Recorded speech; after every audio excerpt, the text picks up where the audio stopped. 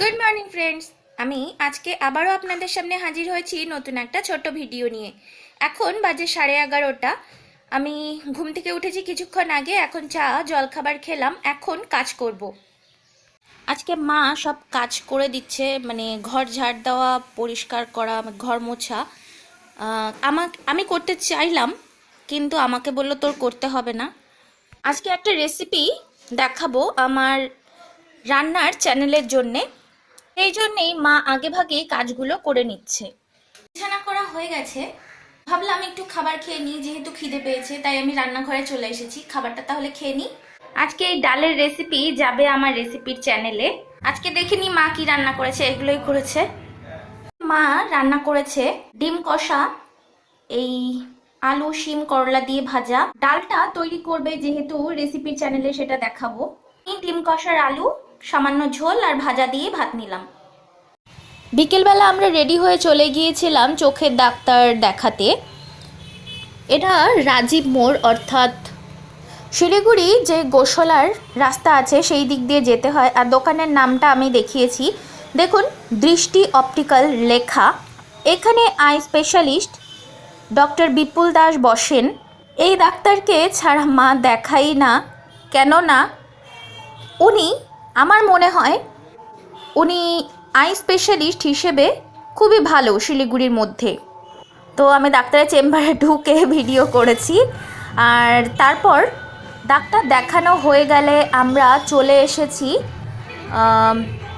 টোটো করে এসেছি মিলনপল্লী শিশুরদান মোড়ে নেমেছি, কেননা আজকে ওখানে সমস্ত মারওয়ারি কমিউনিটি মিলে ভান্ডারা দিচ্ছিল, সবাই প্রসাদ নিচ্ছিল, আমিও নিলাম। বজরংবলীর মন্দিরেও দেখিয়েছি, প্রসাদের লাইন দেখিয়েছি। আমি এখন যে কথা বলছি ধাপে ধাপে নিশ্চয়ই কীর্তনের আওয়াজও আপনারা শুনতে পাচ্ছেন। আমাদের বাড়ির পাশেই কীর্তন হচ্ছে রাস পূর্ণিমা উপলক্ষে। এই ভিডিওটাও আমি করার চেষ্টা করব, 3 দিন ব্যাপী কীর্তন হয়। আর এটা প্রসাদের লাইন, আপনারা তো দেখতেই পাচ্ছেন। আমি ঘোরাঘুরি করেছি, মাকে লাইনে দাঁড় করিয়ে দিয়ে আমি ঘোরাঘুরি করেছি প্রসাদের লাইনে, কারণ ভিডিও করেছি। রাস্তার আবার এপারে যেহেতু বজরংবলীর মন্দির, সেটাও দেখাতে চেষ্টা করলাম। তারপর রাস্তার ও ধারে গিয়ে ভিডিও করেছি, তারপর বাড়ি ফিরে এসেছি প্রসাদ নিয়ে। আমরা শিশুরদানের হনুমানজি আর রাধাকৃষ্ণজির মন্দির থেকে প্রসাদ নিয়ে এলাম। দেখুন এই প্রসাদগুলো কি কি আছে আপনারা নিজেরাই দেখে নিন।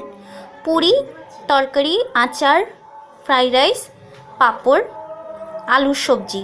আজ সকালবেলা যখন খাবার খেলাম তত পর্যন্ত ভিডিও করেছি। তারপর আজকে তেমন কিছু কাজ করিনি। স্নান করে এসে লাঞ্চ করলাম, তারপর একটু বিশ্রাম করছিলাম।